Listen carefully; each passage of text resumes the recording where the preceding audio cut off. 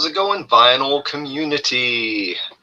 It is Saturday, August 1st, and I got a large package in, a mail delivery this morning, and figured now would be a great time to share what arrived. So this is a mixture.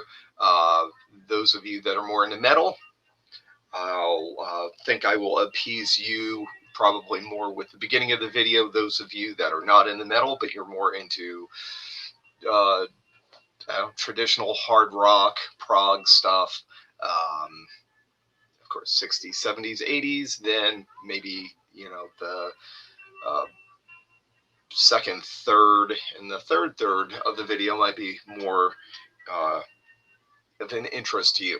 So yeah, I'm going to go ahead and start with more of the metal stuff. So my buddy Joe Pangallo down in Florida did one of his recent online sales and was able to score a bunch of stuff. He got a collection of, stuff that a lot of people would have in their, I guess, their hard rock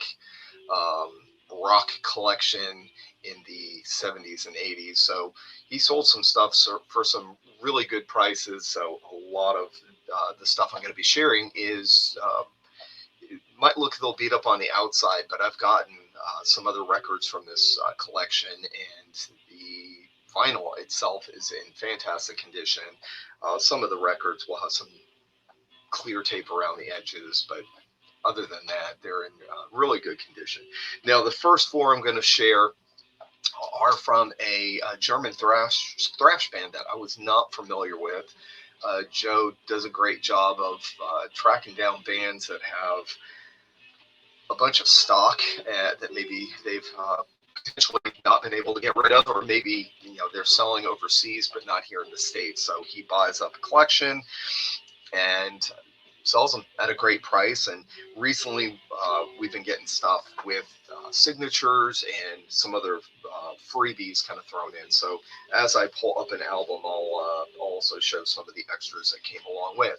So the band is Eradicator. Again, this is a German thrash band. This is their second album. It was originally released in 2012, as far as I know. This print is the original press. I believe it was the only press, and this is Madness Is My Name. See, it is signed in silver Sharpie by all four band members. I do not know who did the artwork for the cover. I believe it's the same artist for at least the first two. All four of the albums I'm about to show are all black vinyl, so I'm not going to pull out the records, but we've got a sticker there and a coaster. And the coaster says Drown in Chaos. I don't know if that's one of the song titles or if that goes with a different album. Don't know. So there's number one. So that was their second album. This would be their third full length, and this one is Slavery, and this was released in 2015. Same four band members, I believe same artist. Again, black vinyl. This one has a few sticker there. It says The Paradox. This, I'm not sure. I think this is just paper. I don't think, it might be a sticker, but, and then a postcard of the band. Postcard. So some of the other two that I'm going to share have some of the same stickers, some of the same add-ons, so I'm not going to pull those out if it's a repeat. All right, fourth, I believe this one is their fourth full length, and there are other full lengths besides the ones I'm going to share. So this one is 2018, and I think they've had one or two other releases after this. Again, you can see the signed cover there. Eradicator. This one is Into Oblivion. Again, black. And again, we've got the same two little postcards there. And this is the most recent from them. This is a live, titled Alive in the Dead Eye of the Vortex. So a live concert, not sure where it was recorded. Again, signed by the four guys. Black vinyl. And this time we've got not a postcard, but a little mini poster. The band. And again, this says The Paradox, which is what we saw on one of the other stickers. So very cool. So I'm not familiar with the band's music, but I love German thrash, as most of you out there that are into metal and definitely into the 80s and 90s. Whether you're into Halloween or Destruction or Creator, Accuser, maybe. I've listened to a clip or two from the band and enjoyed what I heard. So, I don't think anybody would ever put a band like that on par with Creator. But always looking to add on and find some new bands from those countries that we've got bands that we enjoy from. All right, I have one or two others that you can kind of maybe more hard rock, metal, but they're kind of mixed in there. So I'm going to start going through some of the collection that I got at a really, really good price. So the next two are from a band that shouldn't be a big surprise to anybody.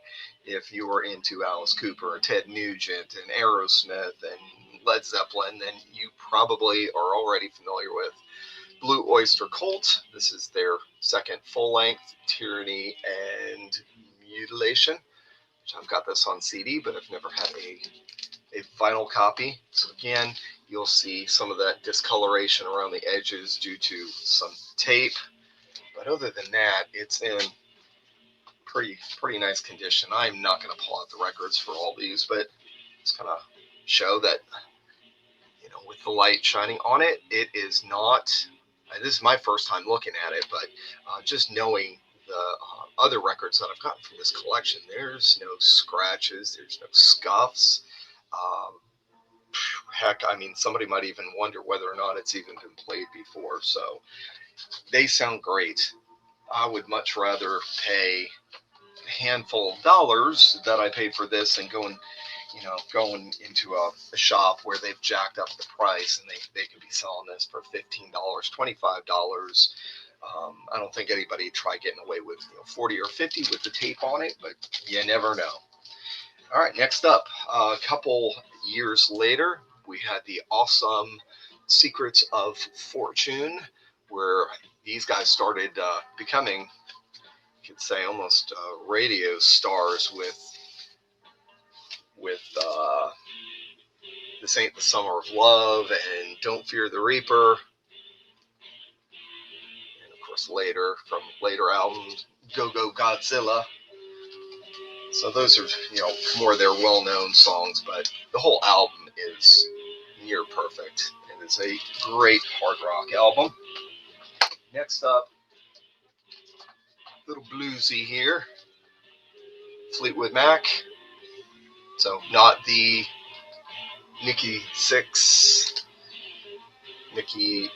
Stevie Nicks. There we go. I'm mixing up names there. Wrong band, wrong genre. Stevie Nicks. So yeah, this is pre-Stevie. This is, I guess, would be considered maybe phase 2 of the band. So a little less blues, but definitely some elements of blues. This is before they became more poppy, radio friendly. And this one is Mystery to Me, one that I did not have in my collection. Love this album. One of my favorites from the best Southern rock band. You can try and argue with me, but good luck on that. I don't know how anybody could convince. I love most of what is considered classic Southern rock. So Marshall Tucker and even delving into the country like Charlie Daniels Band and Hank Williams Jr. But when it comes to just pure ass-kicking Southern rock, you got to go with Leonard Skinner and Give Me Back My Bullets is, other than like their first album, this is just pure classic. So again, I've had this on CD, but never a vinyl copy. MCA Records. Okay, now here I'm gonna grab out, before we get into anything drastically different. This is one that I had actually contacted Joe about maybe a month or two about getting, and he just so happened to have it in his pile, his recent pile that he was selling, and I jumped on it real quick. And this is Alex Massey, and this is the first Massey album, Fire in the Brain, which has a different lead singer than their second album. This one has Bernie Kimball, who was in another band that showed up on Metal Blade Records, Sound Barrier. So this is Metal Blade and also Enigma Records. There's Massey. And so not, I guess, guitar metal. I don't know who we would compare this with. I've not heard this one before, so this will be a first-time listen for me. I do have their second album. I think that one might be a little bit more commercial sounding. This one may be a little more traditional, but again, haven't listened to it, don't know. Oh, so happy to get a copy of this. David Coverdale's first self-release album, Whitesnake. So this was before he actually made the band Whitesnake. I don't know if there was some logistical reasons. I've read something somewhere where there was, after he left Deep Purple, there was some legality stuff. So I have no idea why it took him 3 albums in before he was able to actually name the band Whitesnake. But this is on Sonnette. So this, I believe this is, if what Joe said, I think a Scandinavian pressing. So the U.S., if there was a U.S. pressing, definitely the German and the UK pressing would be different. So Sonnette, and just good hard rock. And actually one of the song titles is Whitesnake, 4th one. And I'm familiar with, I think, 1 or 2 of the songs on here. Blind Man, and possibly Time on My Side, which was a Coverdale and a Moody composition. All right, now we're going to get into some prog. And this next one is a band that I was not familiar with, but I love experimenting with new bands, especially in the prog genre. So when this one popped up, I snagged it real quick. And this is a French band, Atoll. And this is not a one-off. I did look. They've got a number of albums. I think this was maybe their 3rd. I'm thinking it was their 3rd one. And the album title, if it's in French, I'm probably going to butcher it, but Titiro, maybe. Peaches. This is, I think, the first album I've ever gotten with a Peaches sleeve. Eurodisc is the label. And this one was released in 1977. Don't think there was many pressings. I do believe this is the original French pressing. So couldn't tell you a thing about the band members. Looks like there's 5 tracks. And that's kind of expected with it being prog. Probably going to be a few long songs in there. Okay, next band, another prog band, one that I haven't really been able to get into. I've got a bunch of their CDs. There's 1 or 2 I like more than the others that I have. Maybe I just haven't really dug deep enough into them. I haven't played them enough. But sometimes what you need to do is hear the band live before they fully click, or the studio magic just doesn't come through, and you gotta hear them in that live environment. So I'm hoping that this album by Gentle Giant will do the trick for me. This is the official live album, and And this was a number of years into their career. This is a two record set, 1977. So the guys would have had a number of years to, hone in their craft, and of course sometimes the bands just let loose when they're live. And this is also a gatefold back, and the inside. It's like a constellation with a photo of the band performing live there. Again, another one of the records with the tape around the edges, but I am okay with that because this is not one that was going to be going up on the wall for display. This is for listening to. Next up is another prog band, this time from England. From England, this is Con, and their one and only release, Space Shanty. And I've seen this one listed online before. I've seen it on prog websites, never listened to it. I know that Steve Hillage and Dave Stewart have been in a number of different prog bands in the UK. So, look at that. Another Peaches inner sleeve. This one is not a gatefold. It's regular sleeve, regular black vinyl, and this one PVC, the Decca record. So 1972. Really look forward to listening to that. And next up will be a prog-related band. So they started a little bit more proggy, and the gentleman whose name this band took, they took his name for the band name, you would recognize from The Dark Side of the Moon for some of the engineering, I believe, and that is Alan Parsons. And this is one of their last studio albums. They've had some more recent ones, but from the 80s, 70s, and 80s, this would be their I believe their last one.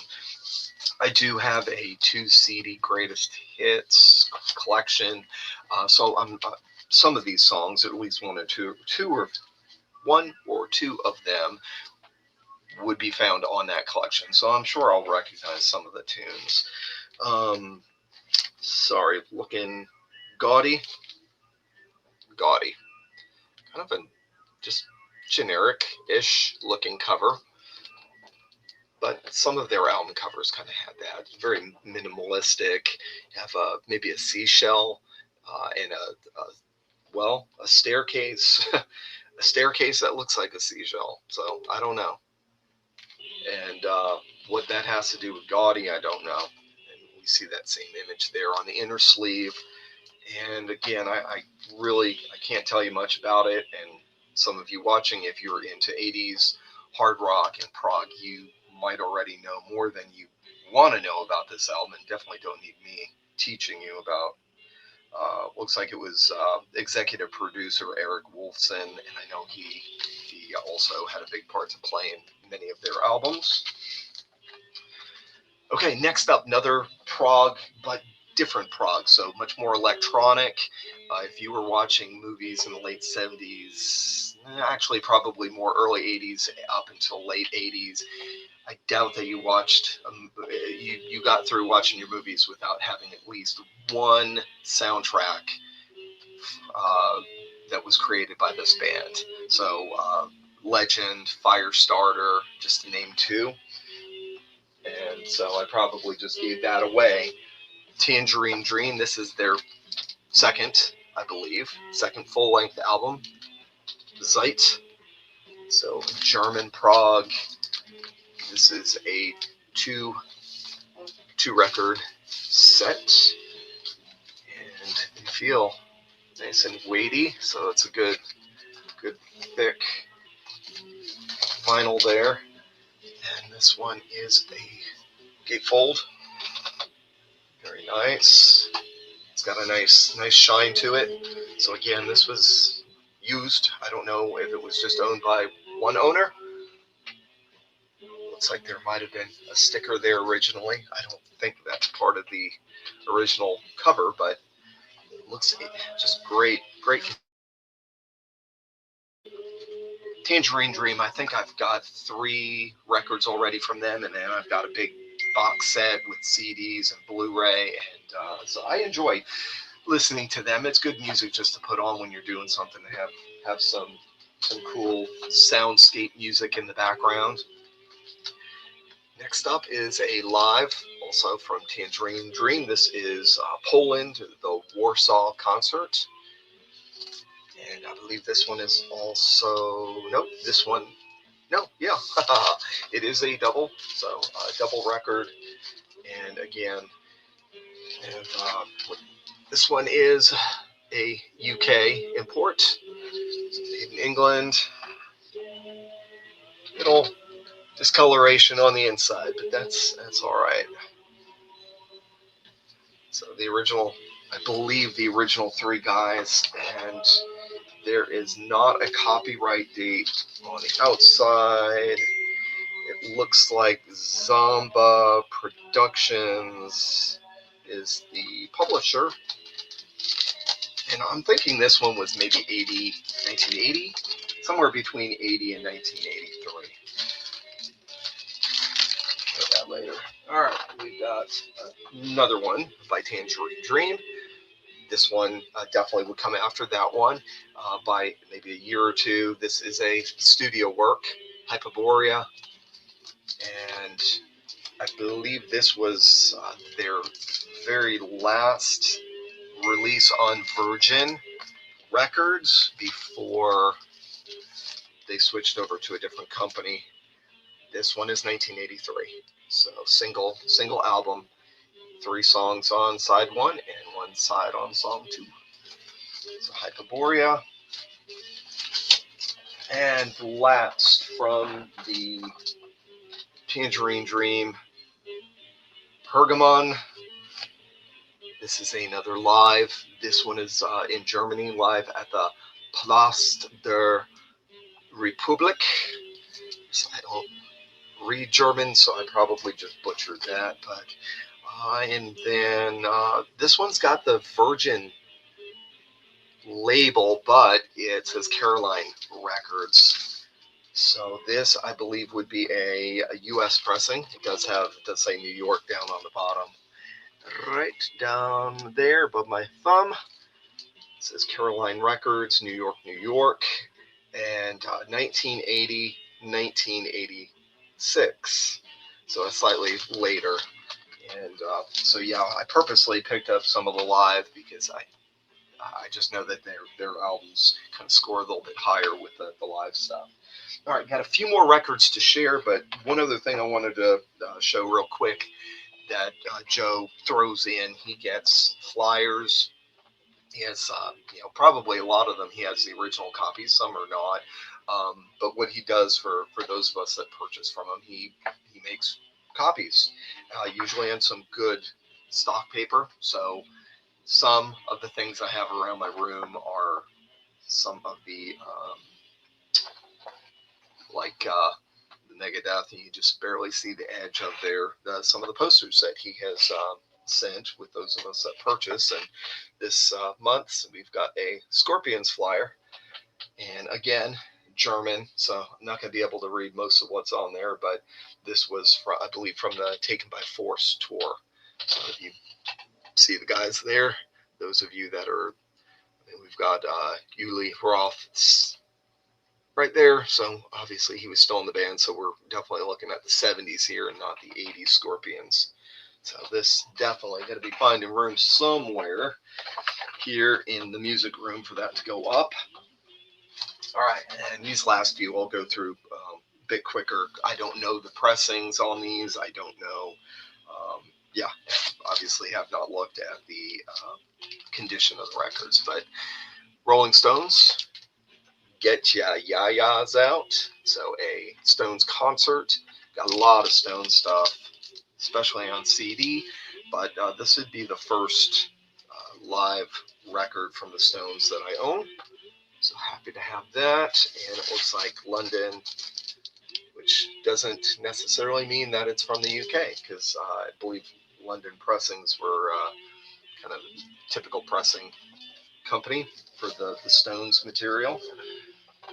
Next up, really big fan of Sting.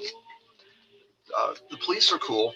I appreciate listening to the Police, but I just during the '80s, Sting's first solo album, and then some of his later '80s stuff really just cooked me. But this one I've never owned before, so I believe this would be his second studio album. Nothing Like the Sun. I do have the live album that came out, I believe, right after this, so I'll be familiar with some of the songs on here. But this is a double studio, and I've been wanting it for a while. I've passed up some copies that were in okay condition, but this one appears to be in beautiful condition. Even the inner sleeve doesn't appear to have any good. So happy to have that in the collection. Got two more to share. Styx. I know this is one that doesn't ride high on fan favorites. I guess they were getting a bit poppier even prior to this album. I don't have very much for. Actually, I think I only have a CD, Greatest Hits. But reading some reviews on this one, there's fans that still appreciate it, and it's good music. So it may not be as prog-like as they had been in the early days of the band. So again, looks in pretty good condition. See a little something right there, but I don't know. Is that whether or not that's coming from the backside? We've got that very, very cool effect. I think this is the first time I've had a record that actually had a kind of a hologram. I don't think that's just an etching. It's more hologram, and that's on a playable side. So curious to see if that's going to have any impact on the playback of the album. But I do not think all of the pressings for this particular record had that. So makes it unique. And last but not least, I've got, one CD by this gentleman and two records. The two records I have are very much more jazz fusion, and this one I think is kind of in between. So similar, maybe it has some similarities to Chic Your Booty. So that gives this away. Frank Zappa, apostrophe. So I believe this one will have a little bit of the progginess to it, but also some of just kind of classic guitar rock, and of course Zappa's humor, like "Don't Eat the Yellow Snow." So this is Discreet label, 1974, year I was born.